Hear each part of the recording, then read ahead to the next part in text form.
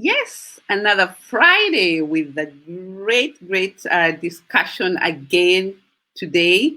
And I'm so thrilled to be here. Yes, our topic is about depression, mental illness, or mental health. Well, let's figure it out. Which is which? What is mental illness? What is mental health? And depression? And so many topics that we're going to go through today. I hope you saw our discussion that has been going on throughout the week, and you have been participating quite a lot. And I'm so thrilled. My guests are here quite on time for this topic. And if you're a diasporan and anybody going through depression, all have friends, who just want to know information, please share this information. Let us know you can hear us from your side. I can see a few people joining it. Please share with your friends, because today I have the guest that we need to have here with us, explaining to us what it is about, the whole idea about depression, what's going on. It's COVID-19 and it's getting worse, and we need to know what is going on. So my guests are here. I'm going to introduce them, and they're all on time, and I will be sharing with you. And they're all here. Hey, hi, you're all looking quite good. Thank you for making time. And I'm so thrilled that you're here with us tonight, because today's topic is just what is needed. And I'm so happy for that. So I'm going to introduce you before I introduce you, let me see who is around. Thank you, those ones who are joining now, and share with your friends. And I'm going to check if you can hear us. Give us a shout. Tell us whether you can hear us well. I'm also going to check as well on my platform to make sure we reach you, because this is the time to see what is really happening, and we need to share this information as many people as possible. So I can see we are quite on, and I can see you can hear as well. Thank you so much for that. And share with your friends. Let us know your comments. Put the comments on the side, as you can see. Yes, happy Joy to join us. Thank you so much, Kana, for tuning in. Happy for you, Joy. Thank you so much for making time. Yes, let's now go straight to introduce our guests. And I'm so humbled to even have a last-minute guest who we really needed here, an expert, Dr. Kojo KORANTENG. And I'm so happy that you made time to come here. And I Joy as well, Catherine. Some of you who don't know Joycatherine, I know her from high school. Hi.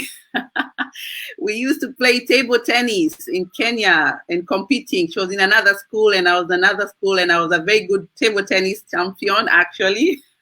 And I won sometime, right? So go ahead and introduce yourself. And we'll start right from the right. Dr. Kojo, please go ahead and introduce yourself. Unfortunately, we cannot hear you. Let me unmute you. Okay. Now we can you hear me now? Yes. Okay. I'll mute it. Well, my name is Kojo KORANTENG. I'm from Ghana, and I'm a psychiatrist here in Switzerland. Of course, I studied medicine, psychology, and philosophy. So I'm a medical anthropologist too, which I think is a very important subject here. So yes, I joined in on a short notice, but I think I'm in here to contribute to an understanding of mental illness and depression, and to talk about the pandemic, the social isolation, the loneliness that comes along with the pandemic, with the shutdown. A lot of people who don't have access to other people, or who live alone, especially, and thereby creating lots of worries and difficult mindsets for those people. So yes, I'm in here to contribute to an understanding of mental illness and what depression is, and how to prevent mental illness, and how to, especially coming from an African setup. In our society, we don't talk much about mental illness. We think it's wrong. We think the family can do it, but it's not true. The family cannot do it.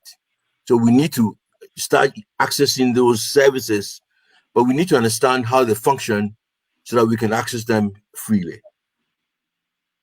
Thank you for stepping in, and to really I was so thrilled because we need expert here as well, and also having our dear Joycatherine being here to also give us our experience of the whole journey and encourage anybody else who's going through that experience. Please go ahead, Joycatherine, to introduce yourself and tell us where you're listening us from or where you're joining us from as well.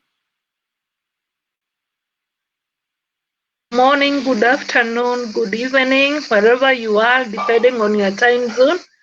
As you have heard, I'm Joycatherine Njeru, based in Kenya. I'm a civil servant working in the Ministry of Health. And as you are already aware, I have suffered from bipolar disorder, a mental health condition, over the last 22 years. That it has been a great journey, but I have been surrounded with great support of family, medical expertise in Kenya. They have worked hard in hard with me, and that's where I decided to go public and be an advocate and survivor rather than a victim. Yeah. Wow. Okay. Yes, go ahead. Yes, go ahead. Okay, as I have said, it happened. It started immediately after I started. I was the 1 year after I was through with my high school. It was not an easy journey. The family was in the dilemma. The psychiatrist I had seen then, and he was the best in the country by then. The late Dr. Gatere had even told the family I might recover or not recover. But this far, with the support of taking medication, adhering to the medication, and living positively, I have managed to conquer bipolar disorder. Irrespective, I have experienced many challenges. It is not easy, especially as our specialist expertise from Ghana had said. Many people think it's wrong. Some people can think you are evil possessed. They can say you are cursed and such kind of stuff. But I want to let people know, just like the heart has a disease like a cardiac arrest or diabetes, the mind has also its own disease, which is mental illness, a sickness of the mind. Rather, it's not a curse. And it's high time the world should change and look onto mental illness as a disease. The people should be notified it is not a curse or something to be related with abandonment, but it's a disease which needs treatment. Fortunate of late or in the recent years after 50s, the medical field has advanced and we are getting better drugs rather than before 1950s. So even by then, where people used to be shamed and taken to the mental asylum, now people are treated, getting back to their life, lead a normal life. As I have said, it started immediately after high school. I have managed to pursue my education, my professional career, and I lead a productive life in the country. For now, you can switch in something else. Wow, thank you for bringing those topics up. It's quite a journey that you have gone through, and you're still fighting and you're conquering it. And I like the way you say that you look at it like you're really even sharing your experiences with others. Thank you so much for sharing with us your story. Very important. And we're going through so many discussion today, and the questions that we put up that we want also from the perspective of from Joy, and perspective also from the doctor side, so that people can really understand. So the question that we're going to ask today, and I'm also asking also everybody who is joining us, ask your questions on the chat. Let us know where you're listening from. Share with your friends, because we have quite good topics here to share today, and we need to reach our people. We need to reach our people to understand how things are. So we're going to go straight to the next, the first question, and that maybe Dr. Koranteng, you can tell us more about this one. What do you understand by the term? Maybe you can explain to us more the term in terms of the scientific word, what the mental illness, and maybe try to also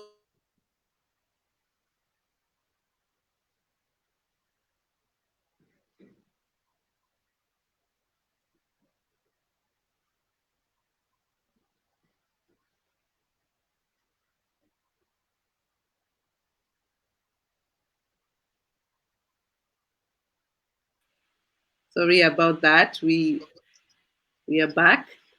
Yes, we lost connection for some seconds. So the question, if you can hear me well, and I'm going to let you go ahead and answer for us the terminology of mental illness so that people can understand, and also what it has to do with the mental health in the same relation. So go ahead and explain to us, Dr. Koranteng, this discussion. Like Joy just said, there are diabetes, there are heart problems, and there are also problems of the mind. Now, problems with the mind, they come from certain dysfunctional situations. Let's say, for example, an episode: loss of a partner, loss of a child, loss of your job, some somatic illness, let's say a heart attack, diabetes, cancer. So these are things that trigger off what I would call a mental, a dysfunctional mental state of being, a state of mind. So that means the mind is worried, it has some issues to deal with. And now these issues are worrying for the mind. And so therefore, things like sleeplessness crops up. When you go to bed, or your mind keeps turning around this same subject, and you realize that your sleep is impaired. You cannot sleep. Sometimes you even lose your appetite because you're worried about your state, because there's something that is worrying you. So mental illness has to do with what I would call a dysfunctional state of mind. The mind has some issues to deal with, and it's not coping that well dealing with those issues. So therefore, worries, sleeplessness, non-appetite, anxiety, fear crops up. And then, so there's a need to look for a psychotherapist or a psychiatrist to address these issues. In our society, in our African society, we think these are issues that are not existent. It's not true. So nowadays, we even refuse to go and see psychologists, psychiatrists. We rather go to prayer camps because we have a belief that these are states of mind that are spiritual and has nothing to do with the psychosocial situation within which we find ourselves in. But of course, if I lose my job, if I lose my and I thereby lose my existential security, it becomes a worry. And through that I cannot sleep. Through that I have issues. So therefore, when I get into a state of mind which is very worrisome, there's a need to address it. You cannot tell me that this is something that is spiritual. It's not spiritual. It has its causes. So that is one thing that I think we of African descent, we have to come to terms with, because we think that mental illness has to do with total spirituality. There are some certain cases where mental illness has to do with religion, where somebody feels a curse, or somebody feels that he's done something wrong and he's being pursued by that wrongdoing that he's done. So we have what we call psychosis that comes more with religion and whatever. But we also have normal daily issues: loss of job, loss of a partner, loss of a child, an illness of diabetes, an illness of heart attack, of cancer. That gives us worry, source of worry, and we need to address those issues. So these are the causes of mental illness. Maybe let me stop here shortly, and if there are any questions, let us come up with the questions, and let's look at what we understand by mental illness. So, for example, if you stay on long, you don't kind of drop into a depression. When there's a loss of a family member, normally we go into kind of a melancholia. We become very sad, but given time, we recover. We come to accept the loss. There are some people who cannot accept the loss, and therefore slide down into a depression. So depression can be caused by a loss of a child, loss of a parent, loss of a partner, loss of job, loss of whatever. Yes. Thank you for explaining that to us quite detailed there, and also explains quite a lot of shares that people have concerned when they're having a mental illness. And yes, I'll go ahead to Joycatherine. Please go ahead with the same topic of today. Give us a little bit of elaboration with this terminology of the mental illness and also the mental, so that people can understand where we are coming from and what we are relating to in this topic for today. To define mental illness, it's where the mind gets impaired, that it is unable to get a disorder that is unable to tackle the issues of life in a normal way. So one gets disoriented, one gets things like delusions, those are quite medical terms, the hallucinations, you see things which other people are not seeing, you become paranoid, where you feel like everybody is following at you. You also become aggressive.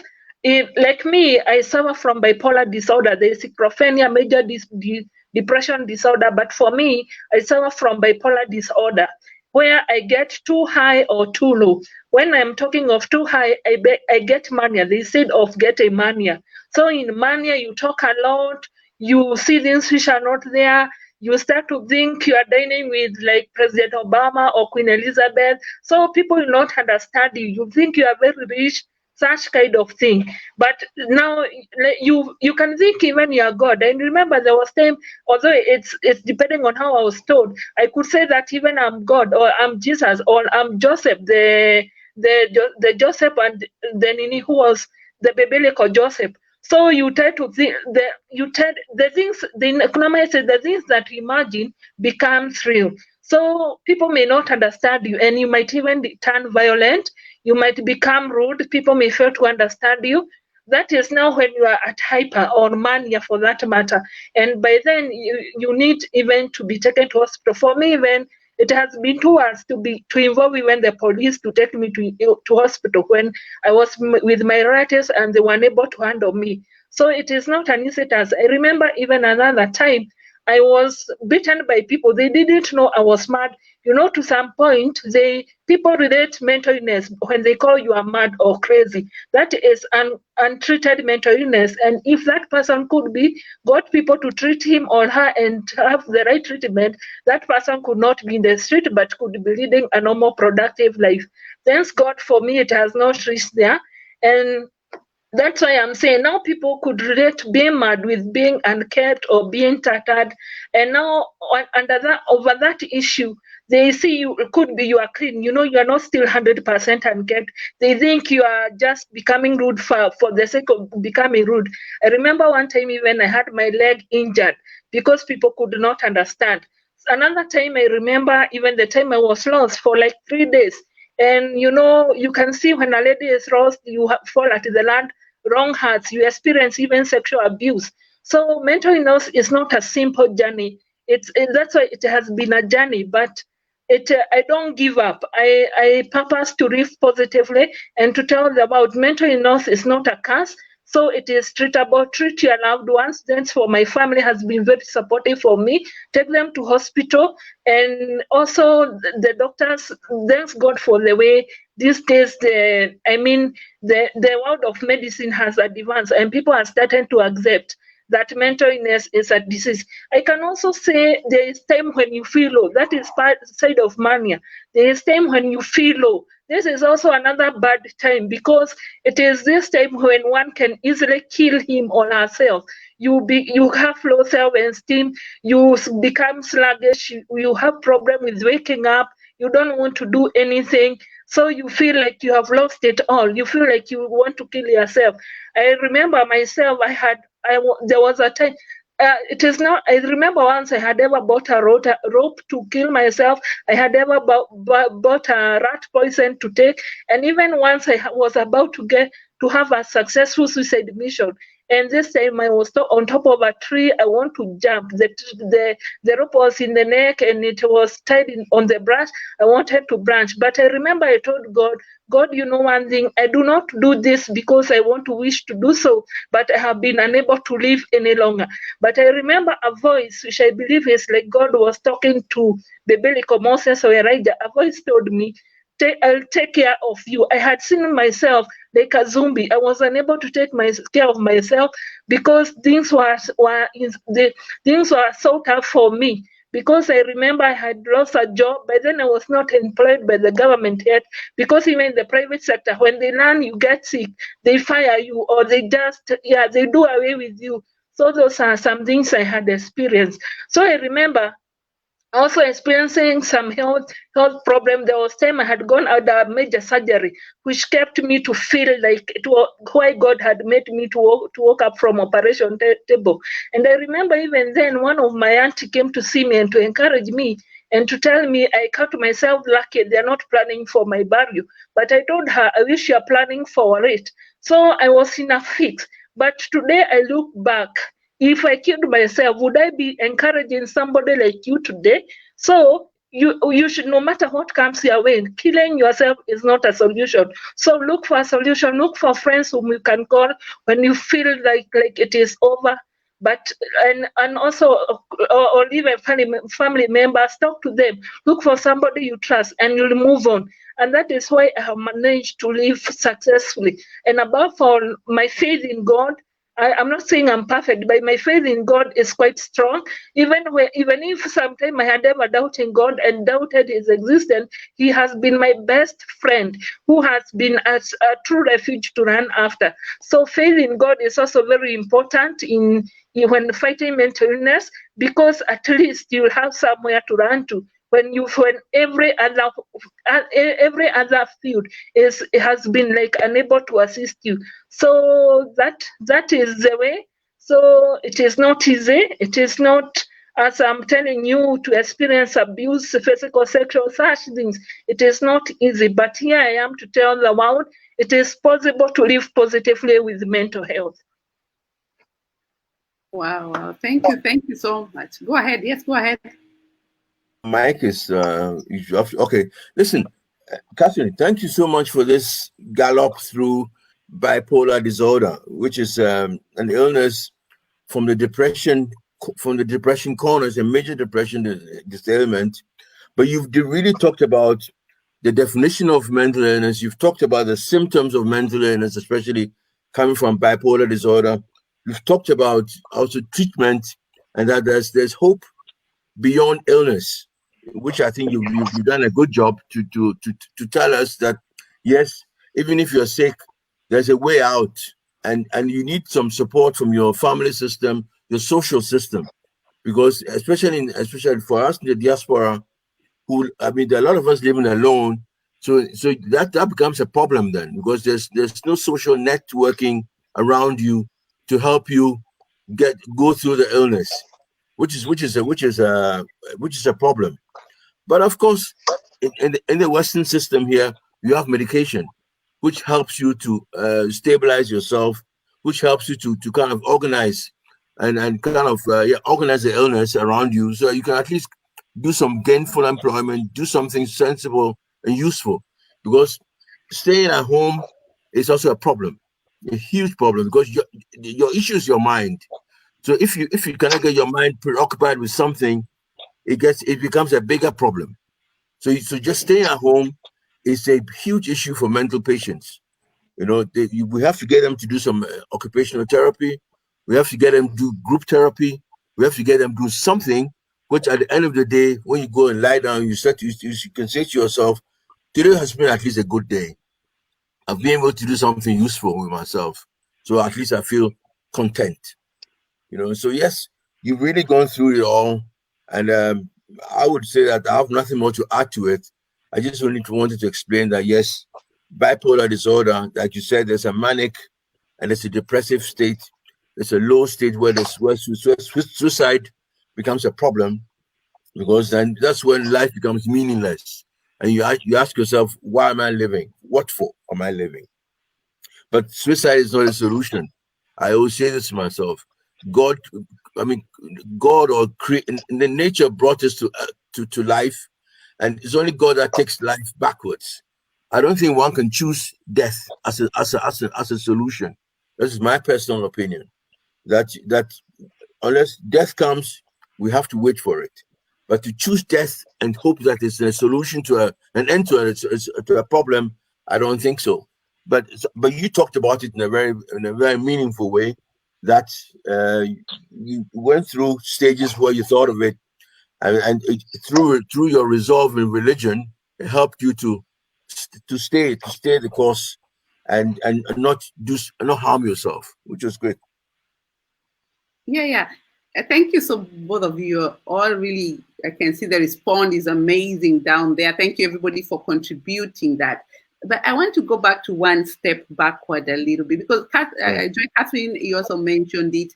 It's about our mindset, especially the culture where we come from Africa, and especially the mental illness, the depression is a terminology which is a taboo, if you could relate with me. And also, as you said, Kathy, some people didn't understand what you thought you were mad. People don't understand it, and there is a lot of awareness needed in our culture, especially the African.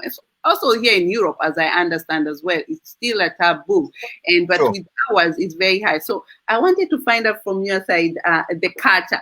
How did the African culture manage to put it as a taboo? Because you had already mentioned a few points that I wanted to mention here, Dr. KORANTENG, so that people understand that. Could you tell us about that? How was our culture dealing with this in the past? Yes, I'll give. I mentioned this. If you go back to the old terminology, you have psychosis and you have neurosis.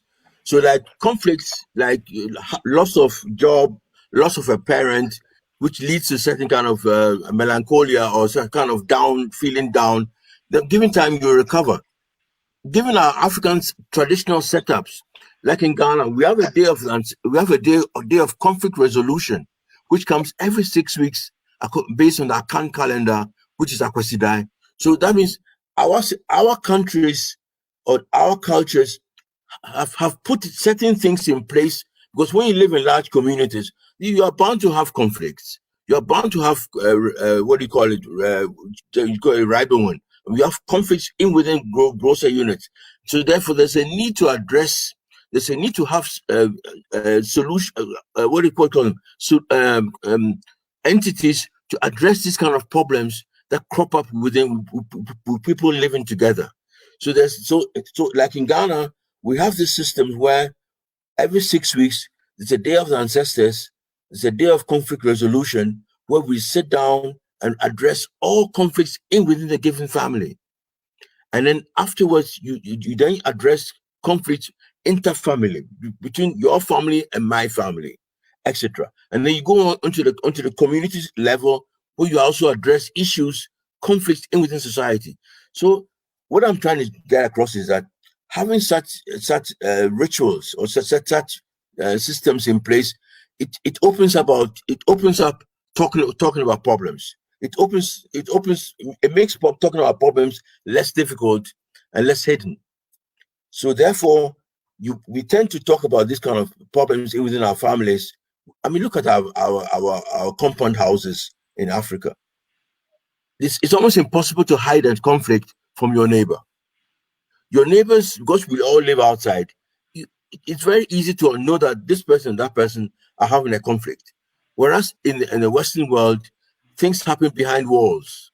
So you don't get to see them. You don't get to see that these two people have a conflict. Even couples, they might have a problem, but when they step outside of their homes, you see that they put up this unity together, so that you don't see that there's a ongoing war between the man and the wife. So this is so I would say that yes, we have systems in place in our cultures that make addressing your problems easier than in other cultures. I mean, I give another example. Let's say, for example, if a young woman cannot have children in the Akan society, Ghana, there's this Akwaba doll, which you carry on your back to kind of show to society that you have a problem with fertility. So then society, older women come to you and tell you, listen, have you tried that? Have you tried this? Have you tried that? Etc. And here, for example, if you have such a fertility problem, it's only known to you. You cannot take it out and talk about it, you know. And I give another example when a younger Swiss or German girl, young woman who doesn't want to have children, and she tells her, listen, I don't want to have children. It's something I don't want. For an African woman or a woman from the Southern Hemisphere to say something similar will be a problem, because it tells you that how come you don't want children as a woman? In our society, we define ourselves through parenthood. You know, without parenthood, be it a man or be it a woman, you're not complete. You know, so these are issues that which we need to address also in Africa, because we're getting there. Somewhere like we are having families where people are having problems having children or don't want to have children, but they can talk about it. So maybe, I know I've gone beyond, but this is anthropology, and there's a need to understand why we Africans have a problem talking about mental illness. We think it's not an issue because we have structures in place that help us talk about problems that crop up in the family. So we think by doing that, the problem is resolved. But we have other problems where things that we cannot talk about, and where we need to go and see a professional or somebody who we trust, who we can confide in, to talk about those issues and seek advice, and things that we cannot do in the family. So this is where we have to address. We have to know that we have to start opening up and start using such structures in place. Yes, and I like that, because you just mentioned how it is here in Europe and how they are taking it serious. And I'm just wondering, maybe Joycatherine, you can tell us, is in Kenya or because you've been doing this also as well, not only in Kenya, how is the awareness there in terms of the taboo and the culture? Is it getting better now? Because we are seeing a lot of young people also going through this as well, and Sure. people being given this information in Kenya, where you are right now. Joycatherine.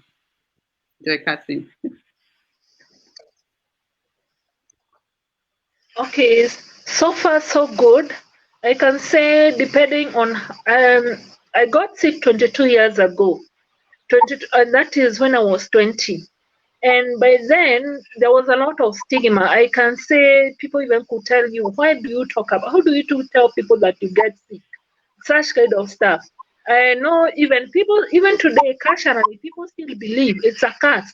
I know somebody had taken me somewhere to tell me, in relation to cancer, to tell me that could be if I follow my cancer now from the tribe I come from, that now I'll be well. But this is how, as I'm saying, it is still there. There's still stigma that it is a curse. Could be there were some goats which were not slaughtered, which were supposed to be slaughtered. Such kind of stuff. It is still there. So, but that's why I have decided I should come and tell people that it is not, it's a disease of the mind. Mental illness is a disease of the mind. As you can have a backache, as you can have a diabetes. Actually, very personally, I'm also a survivor of diabetes and high blood pressure. So the same way I'm surviving with diabetes, it is still the same way my mind got unwell at a younger age. And also, we cannot even talk, it is even genetical, because and I remember having the late Dr. Gatere did a test for me and told me my mind, I'm naturally emotionally weak, which later I came to learn from my paternal great grandmother had mental illness, which I didn't know. But it is a problem which is with humankind, and mankind has to know how to solve this problem in an educative way, not to think it is a curse, but to look, because when I take medication, God use it and it reciprocate and get well and manage my own life. So when you get mental illness, adhere to the doctor's instructions, take your medicines as you are supposed to take. Don't try to look for help where you can. And when something serious comes in, try to look for friends, try to look for a solution. As my colleague has said, the psychiatrist, people are created differently. There are people whom this kind of stress can push them down. While with somebody else, it is okay. They will maneuver and move on. So with that, we can say it is you as an individual try to look for help and adhere to instructions of medication. Thanks God for my family is very supportive, and that's why I could tell even other people, don't forsake your loved one when they get sick, because they need you, because that is also another umbrella. Also, the doctors I see here, both in private and public sector, I can say Kenya has advanced. They are trying to come out, especially in Kenyatta National Hospital. We also have Madare Referral, which is a specialist in mental illness. They are coming out. We have like Dr. Okesh, Dr. Jogona, Dr. Siengo. They have come out even to talk about suicide. They are doing very well. We can say there is future in the treatment of mental health. It is not like it was, but still, as I'm saying, there is still that feeling. It is a curse. They are goat who shall not slaughter. Such kind of stuff, it is still there. But I want to say the mind gets its ailment just as the stomach can get an ailment, or a back can get an ailment.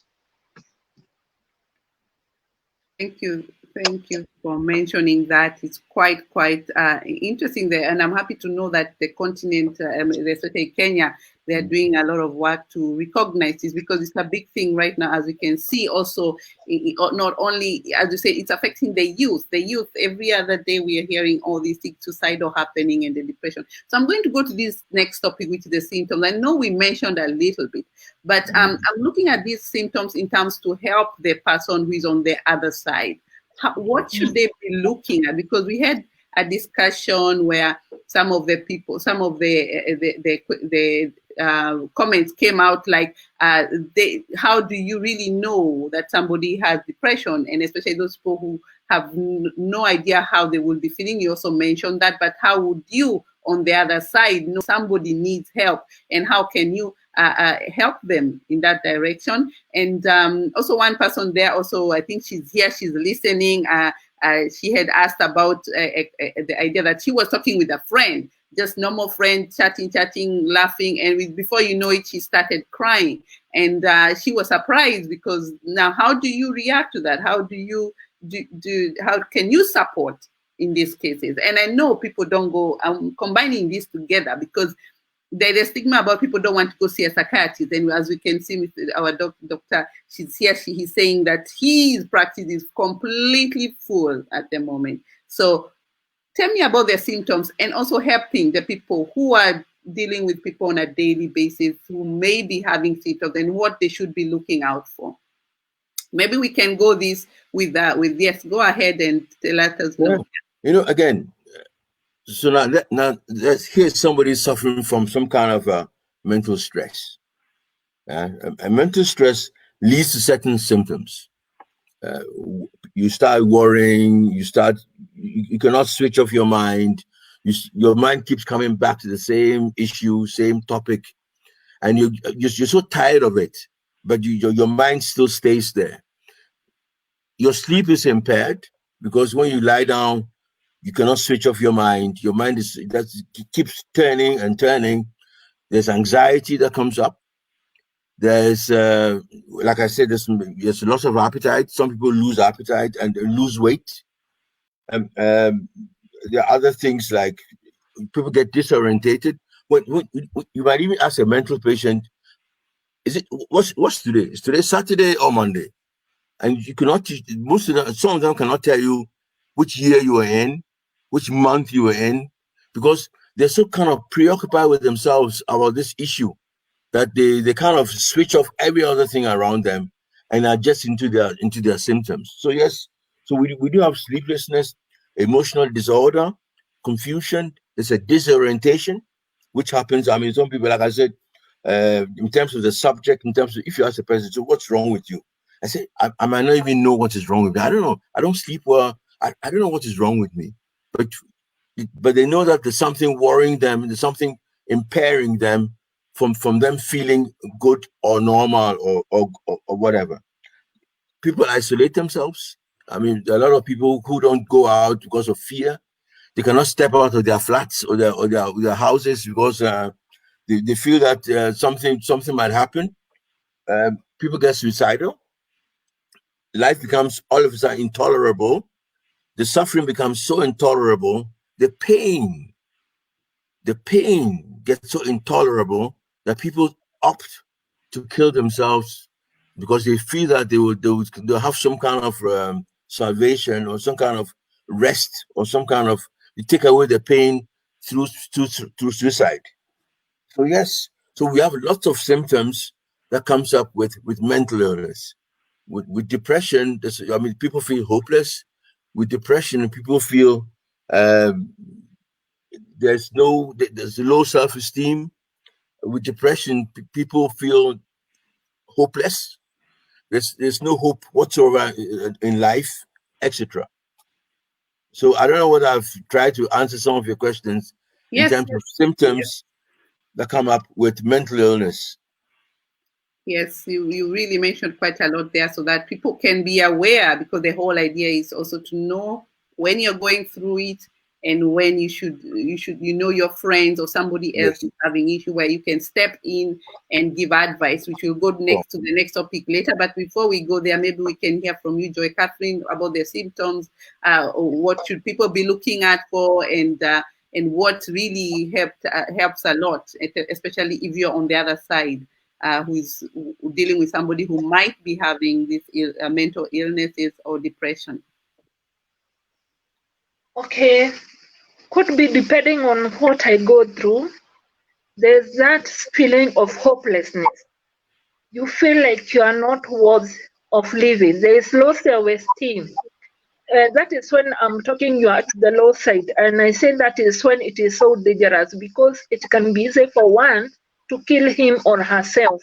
One can talk of death many times, or I wish to die, I wish I'm dead. Even if you are not telling people, you can be thinking inside yourself. So that one is quite very, very critical. I also remember I have another friend whom we shared through Facebook. She could tell me, I wish somebody, God gave us a chance to choose our death. I could have chosen mine. So as far I also feel the same, I turn to her help and tell her it is okay, because she is also bipolar. Actually, we happened to link through Facebook. She could share to me, I feel like killing myself, and in fact, as by then she had problem with conception.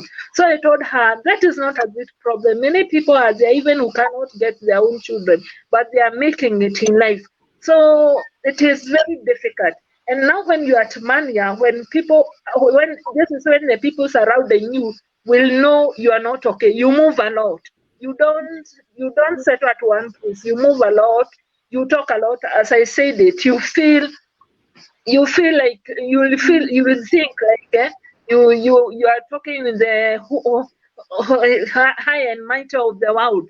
That is how you start even to think. As I said, even to think you are God to some point. So people who are surrounding you, they are the ones who will know that you are not okay. And that is why we are saying family here is very important, because when they learn it, they will know what to do next. So, and I also remember this, as I was going to see a counselor in Kenyatta, she advised me and told me, even when you feel, because now you have gotten sick several times, when you feel like you are overwhelmed, even you can make a regimen to go to hospital by yourself. I remember when there was like last year I had a relapse, but by then I felt now I'm getting sick. I had to bring an outcry to a family member and tell him, take me to the hospital, rather than to wait to go to the street even to collect papers. That is something I have done. The way you see a mad person carrying paper, a lot of the stuff with stamps. That one personally I have collected. Even if I had not reached that level, I have started to collect papers because I am sick. So but that is now with major bipolar is one of the major mental illness. But under the normal depression, it is there where people, as I'm saying, people still they feel they are down. They can cry. One can even get to the point when you are crying a lot, and but fortunately, some might not fall at that level of breaking down. But it is still a way.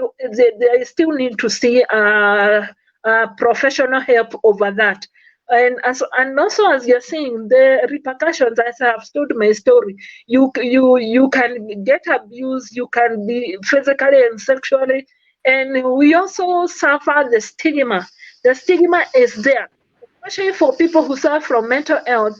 People believe they should not have families. You get into a relationship, people withdraw, and they learn you have mental illness. But depending on what WHO is doing, is to come to tell the world, even people with mental illness, they can have their own families and do their other things. And that is why if I can go to school, if I can run other tasks, even I can work in a productive employment or do a business, even a family, if God can allow you to have a chance to have it, it is okay. So these are the kind of stigma one goes through.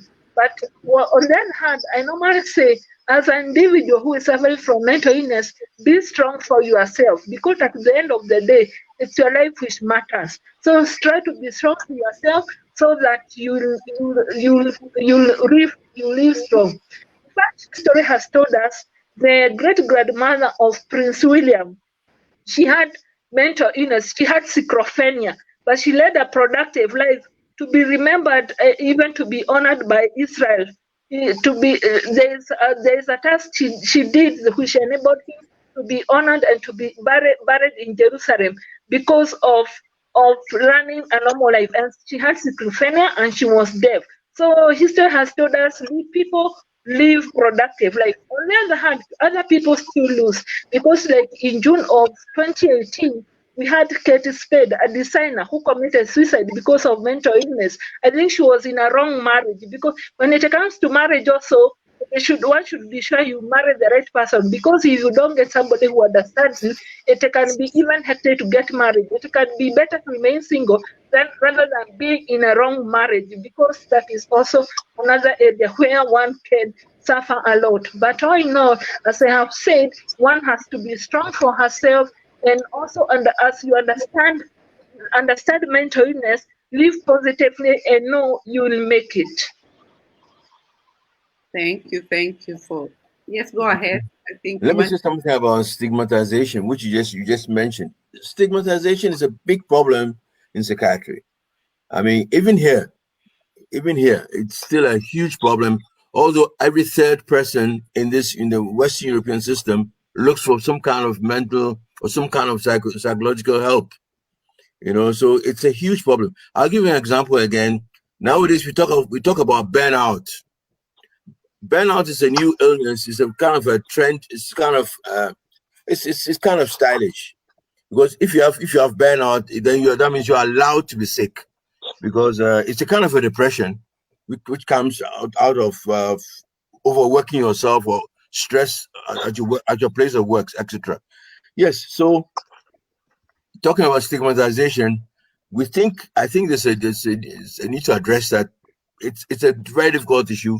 I don't see that being resolved in the next future, because even in Africa, like I was saying, our societies are that open. So therefore, normal problems that will lead into some kind of a depression, normal depression here, might be avoided in the African setup. But nowadays, due to our population growth, etc., we have huge problems in our cities, thereby bringing about lots of mental issues. So therefore, nowadays we're even finding also suicide in our societies. Formerly, in African societies, you just very, very difficult to find suicide in there. You read about suicide in the newspapers, but not within your own circle of friends. But nowadays, I'm hearing this at the university in Ghana. Students committing suicide. Which means that society has changed, and we need to address these changes which is going on in society. So yes, stigmatization is a problem, and will remain a problem for the next future. Thank you for mentioning that. It's such a big topic, and we really want to get all the questions and the answers. Thank you for everyone who is stepping in, listening. Ask your questions on the chat, and we're going now very soon to the question section. as we go through the last topic of today here, because we want to make sure we go through all of it. I know they have been mentioned in one way or another throughout the discussion, but if you have any questions or concerns and you want to reach out, this is the best time you can ask your questions, and we are happy to answer you in the best way possible here. And that's why I'm going to this last statement for today, and a question is also for you to help me to answer this. It is if it's the end of the road of suffering mental illness. I know you have mentioned it in all ways, in all your discussions that you talked about, especially Joycatherine, you talked about some people who have lived with it and yourself for 23 years as well. So this is, you have mentioned to it quite well.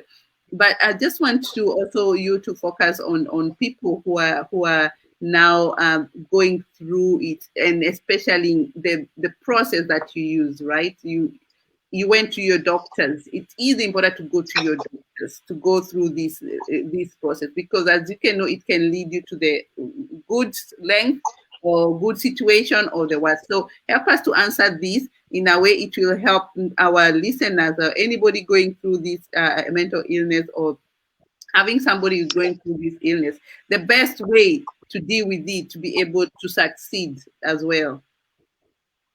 So I'll go ahead with you. Yes, Catherine, go ahead. Joycatherine, go ahead. Come up again, please. Yes, it's just a question that you put there. Is it the end of the road because one suffers from mental illness? And I want you to maybe focus it more of people willingly to go to seek help. The truth of the matter is, it is not the end of the road. Personally, if it was the end of the road, I would be dead long time ago.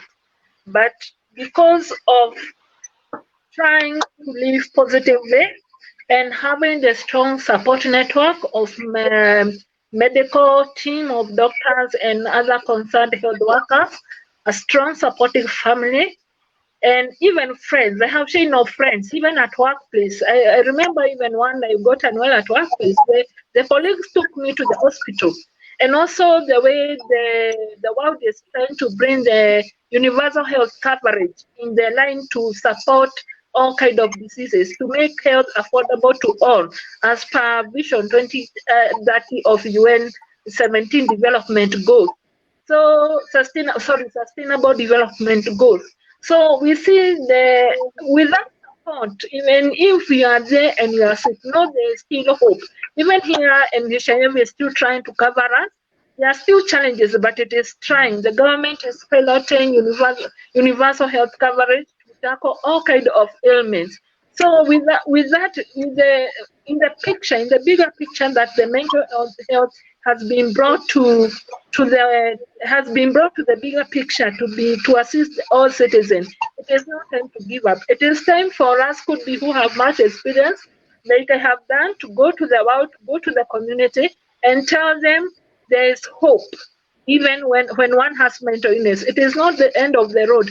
One, as I'm saying, may the families be supportive, may the medical team be supportive, may friends be supportive, even for goodwill. I know I have been assisted by the people who don't know me. I'm at vehicle, they don't know me. Even I have been in that matatu, I don't have fare. I didn't understand. I'm sick. They tell me, I like the vehicle. You're not going to charge you. But that is why we should bring this information to the picture. It is not time to say it is a curse. It is not time to say one is mad or crazy. It is a main disease of the mind, where anybody can get it. In fact, another question is anybody who is at risk? We are all at risk. I have met lawyers and other people who get mentally sick, because it is anybody, irrespective of religion or creed or race, anybody can get mentally challenged. So that is why you should come to the picture and tell the world this is the disease of the mind.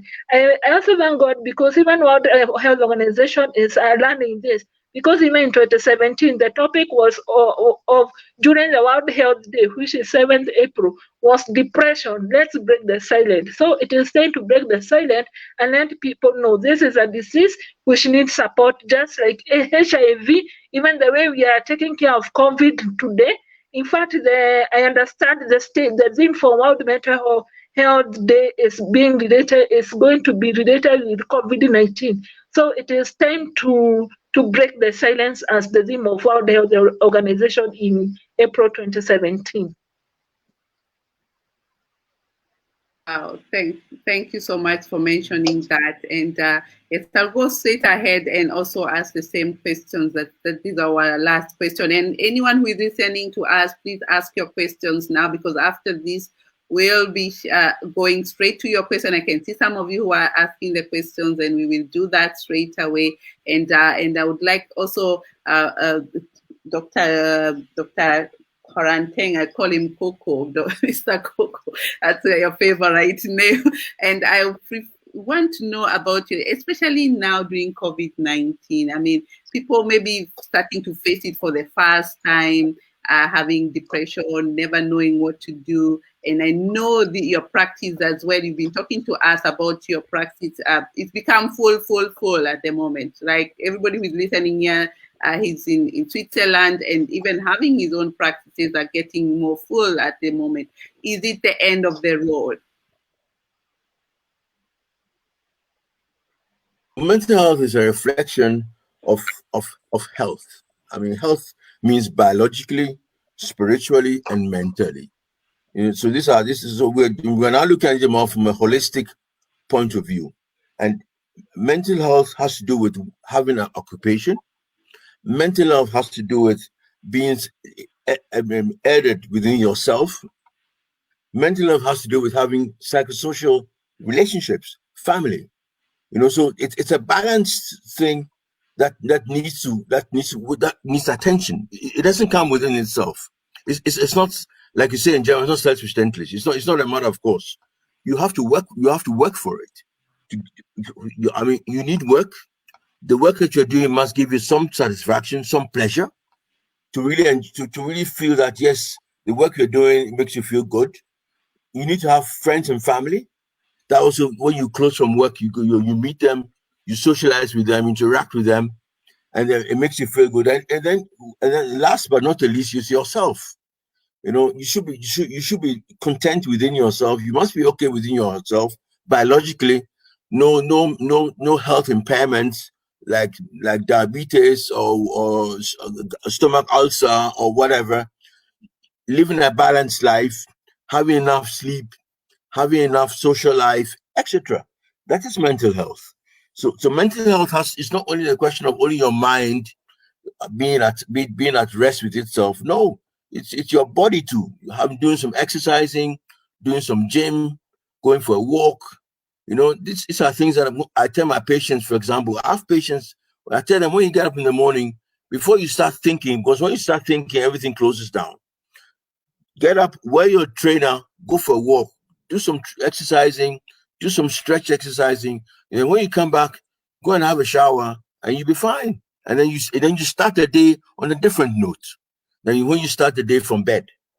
So like Catherine was saying, staying in bed is also, like having a daily a structure of the day is very important. To wake up in the morning, do some exercising, go for a walk, have your breakfast, do some work, do something meaningful.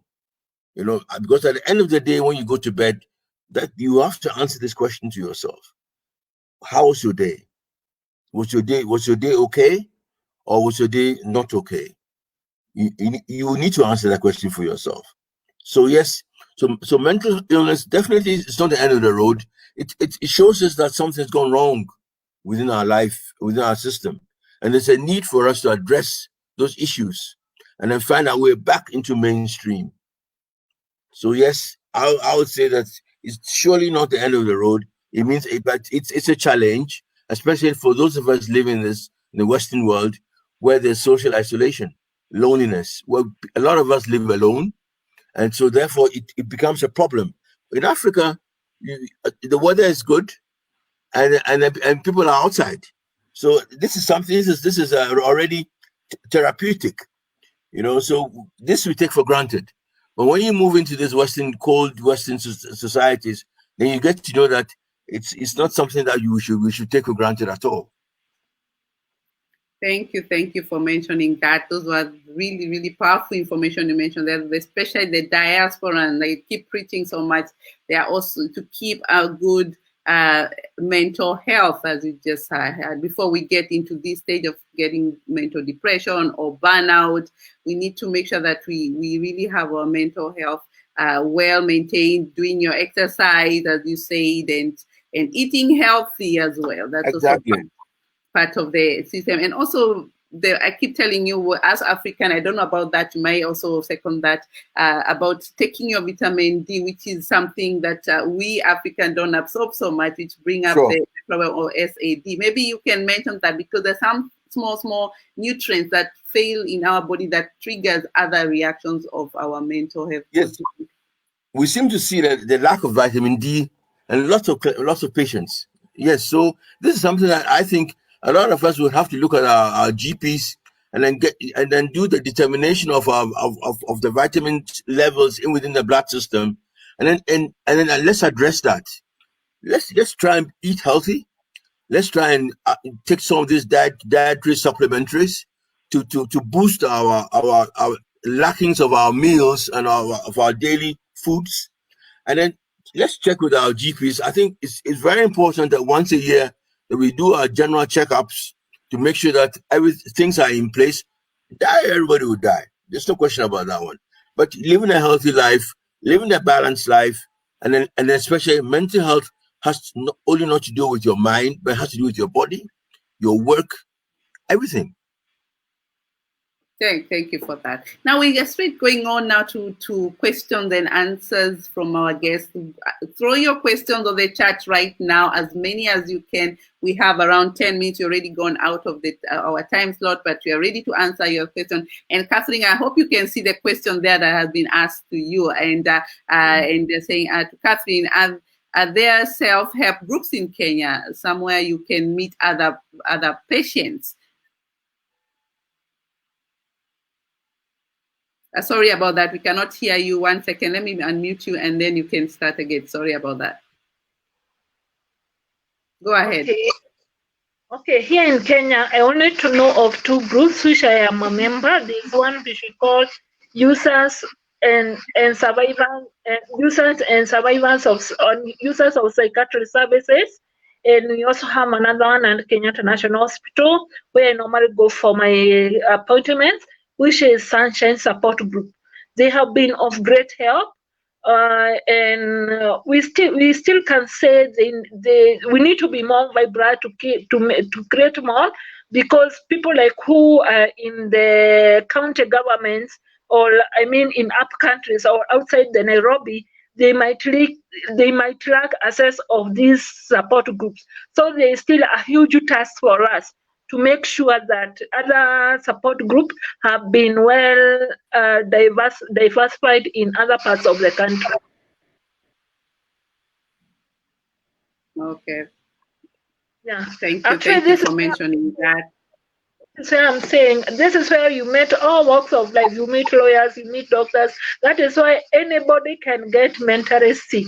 So that's why I'm saying there is still a task ahead for us to make sure that we reach the other parts of the country, even as well as Africa at large.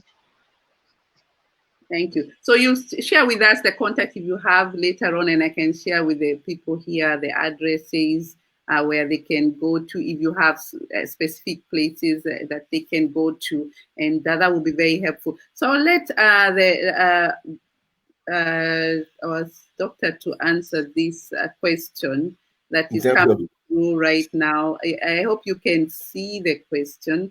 How do you approach one with mental health on denial that they have this illness, agree to get help? It's a very difficult issue. When people have mental illness, they kind of say that, well, they're not sick. I mean, they're fine, and so there's always this denial. And in fact, health starts with having to accept that yes, you have an impairment, and saying to yourself and allowing yourself to say that, yes, I have a problem, but that needs to be addressed. Most of our patients, we spend most of our time in hospitals trying to convince them that they should stay in the hospital because they have a problem. And they tell us, no, they don't have a problem. So this is one of the biggest issues in terms of psychiatry. So yes, you have to find ways and means of approaching the client and making the person understand that, listen, well, if you say you're not well, fair, but are you functioning well? Can you concentrate? Can you sleep well? Are you eating well? Are you functioning well? If not, let's look at how to improve your being able to function, and then leave the diagnosis of the illness for once outside, and let's look at how we can improve the person's livelihood without even mentioning mental illness as a main issue. Does it come across? Maybe you can also mention that in terms of health, the health system, the insurances, are they covering that, and how is it being done now at the moment? Of course, in Western Europe, patients can come twice a week for an hour, and the health insurance scheme pays for that. And with the pandemic, even we were allowed to have Zoom and Skype therapy sessions where the health insurance schemes paid for that. So of course, with the pandemic, lots of clients, lots of people had anxieties, fears about getting infected. So I've clients who, for more than 2 or 3 weeks, didn't leave their flats, and so it was a need to get them, to motivate them to get up early in the morning at 5 o'clock, where there's nobody on the street, so that there's no fear of infection, so that they can go out, take a walk, and get some health. Get some exercises, and then come back to the flat before things close down. So yes, we're lucky to be living in systems where the health insurance schemes pays for that. Of course, in Africa, it's different. And you have to go into the hospitals, and there are very few psychologists, very few psychiatrists, which makes it also a very tricky issue. Maybe you can tell us about it in Kenya. Is it the health insurance covering it, or is it privately managed? In Kenya, I can thank God because I'm a civil servant where I'm covered by NHIF. But even when I had not joined civil service, the family is the one who was supporting me. So one thing, I'm grateful to the family, and also we also thank the government, as you are saying, of late through NHIF. Okay, it is not 100% very okay, but especially when you go to public hospital, you are paying the NHIF card, you are being treated free, not free. At least the NHIF will cover for you. But it is still a challenge. There is still a challenge, but we are coming up well. We can say that with time through universal health coverage, it will continue to assist. And as the government is piloting to see that everybody in the grassroots is being treated, we can say there is light at the end of the tunnel. We have not yet reached there, but there is light at the end of the tunnel. Personally, I'm grateful the way government gave me. I happen to get a civil service job that I'm catered for, so I don't have great issue with that. But we can say so far so good. With the time, things will be much better. Yeah, thank you for that. There's another question here. Maybe I would also like you to help us to answer this. If we say that depression is not a spiritual state of mind, then how come God, as spiritual creator, can be a solution to the illness? I think this person didn't get us right. We didn't really deny that, but I let you answer that.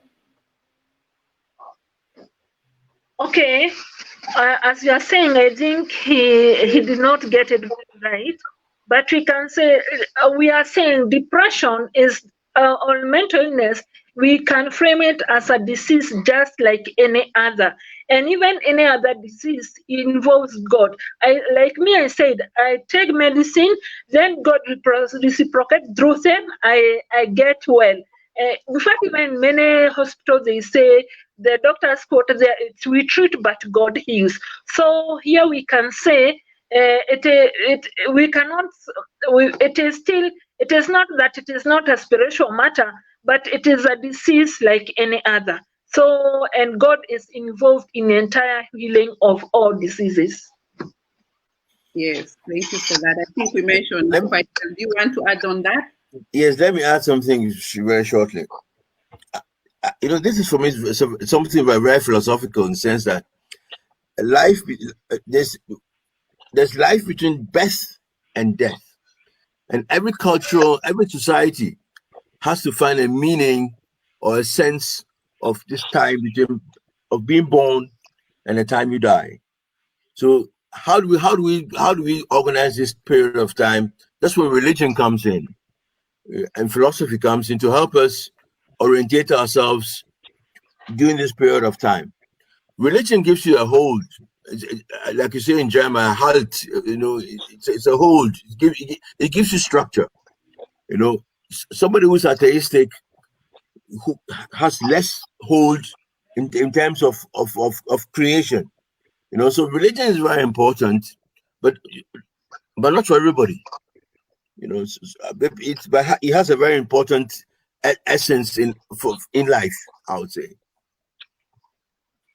Thank you for mentioning that. Yes, there's a question here that was asked much earlier, and I'll let you also, Dr. Koranteng, to mention that. It's because this came from another different platform before this, and I said I'm going to air this out. Maybe you can help us to, answer this question. So it's, I think you've been able to. I'm reading it. I'm seeing there's something about schizophrenia and about hallucinations in there in terms of what you're seeing, something invisible. She tells me of something invisible things. You know, there's this hallucination in terms of people hearing voices, and there's a voice that tells them to do this. There's a voice that tells them to do that. If you look at all of us, we all have this inner voice which tells us if you're doing something, you want to take the train. This inner voice tells you, but you're late, or do you think it's worth going, or something. I even call it your conscience, which is there to help you orientate yourself, which in the psychoanalytical language is called the superego, which you can use to regulate whatever. You know, so yes, it's tricky. You know, it's tricky in the sense that if this inner voice tells you this, maybe it's your conscience that has gone loose. It is no longer attached to your system, thereby giving you instructions, thereby telling you you're seeing that or you're seeing that. Well, if you have schizophrenic patients, they tell you that this voice is telling me to do this, kill this person. This voice is telling me to do that. This voice is telling me I'm seeing this or I'm seeing that. And obviously, when you and me look with them together, we don't see it. So that the whole thing comes a question of perception. Now, what is a person perceiving, or what is the person using to perceive this kind of things that you and me are not seeing, which he or she is seeing? You know, so it becomes tricky. And I believe that when you talk of hallucinations, of hearing voices, it's like your own conscience, your own inner voice that has kind of isolated itself, has been dissociated from your own being. So therefore, creating a situation where there are two voices, two persons within you talking to you, which makes it tricky and difficult. But that is the essence. That's the basis of schizophrenia. That's explanatory models of schizophrenia and psychosis. Thank you so much for answering that. And there's another question here. We are winding up, my dear listeners. Thank you for really joining us. I'll take one more if there's any, and then we go ahead and answer this one. This is due to lack of knowledge and understanding of hate in Africa. These affected young people are tied down with ropes against a tree to calm them down. Also to stop self-harm or harming others. How can this be handled? this white, I leave it to you to share share Sure. with us your answers. You know, this has to do with illness. I mean, schizophrenia and triggers of fear. When you see yourself go down, it kind of frightens you that you're going down. So therefore, there's some fear that comes up. Now, a lot of these patients that you were talking about that are tied with ropes, these are the so-called prayer camps where we believe that illness is spiritual. So instead of taking a person to the mental hospital, you end up taking the person to a prayer camp. The prayer camps, the source and their means of treatment is praying, and to prevent you from leaving the prayer camp, they tie you down. They use other things. In fact, even the traditional medicine, we also have systems of putting logs around your leg so you cannot run away. You know, so this is definitely a situation which is not acceptable, to tie people down. But again, in the Western system, we have medication which are equally very potent. So when we apply those medications, it also puts you flat. So we have the chemical, ropes that we use, and whereas in our traditional system, in our African system, or in our prayer camps, we don't have access to these kind of medications. So therefore, we have to use physical means. That means using ropes and etc. to hold the person back, to tie the person down, and not to prevent the person from being aggressive, because there's fear, and fear triggers off aggression. You know, so this is some of the main issues why I think in Africa we need to look at these issues of mental illness being spiritual or non-spiritual. You know, I agree with Catherine when she says that, well, if you have your belief system in God and religion, it backs up what you are getting from the doctors, etc., to enhance your recovery. You know, so yes, so this is a very important issue. But I think it's time now for us in Africa to now look at this issue of mental illness and spirituality. I have a very long question here, and I'm trying to see how you can also read it, but it's going to cover you, but I'm going to let you, I'm going to read this. Immigrants have a lot of mental issues due to the fact that they have to deal with many things like racism, loss of home, wars, etc. You mentioned living in the diaspora, loneliness. Africans are social beings to the so the kind of the life in Europe affects many. Do you see that as a big problem in the practice? Migrant as the beginning of the mental health issues, racism as a health issue, causing BTBS. I think you understand that language, as we call it in Germany. These are questions to you, Doctor. Migration takes you out of your social environment. I mean, like you and me, when we walk the street, we don't meet anybody who could be our brothers. She was in school with my brother, or she was in school with my sister. It's my uncle's friend or something. When you and me walk the street, we never meet anybody of that kind. Whereas a Swiss person or a German person who walks the street sees somebody say, "Oh, this person went to school with my sister," or "This person, my grandfather mentioned this, that person." So immigration isolates you. And then you have lots of issues. I mean, you lose your social networking, you lose your social connectedness, and you're living in a total different social environment. Norms and reality are two different things that you have to redefine each time you change society. Normality, like we said in this case, was where a young woman cannot have children in Kenya, or she says she doesn't want to have children in Kenya. The whole family say, "Hey, what's wrong with her? Is she normal?" Whereas a young European girl here can tell you that, "Listen, I don't want to have children because my lifestyle, I want to enjoy my life, and so I don't want children to bother me." And she's talking within a normal range of society here. So yes, so migrants face a huge problem. Leaving our environment, leaving our things, environments where we take things for granted. We take things for self-sustaining, as I say in German, things for granted. When you come here, things are not a matter of course. You have to redefine reality.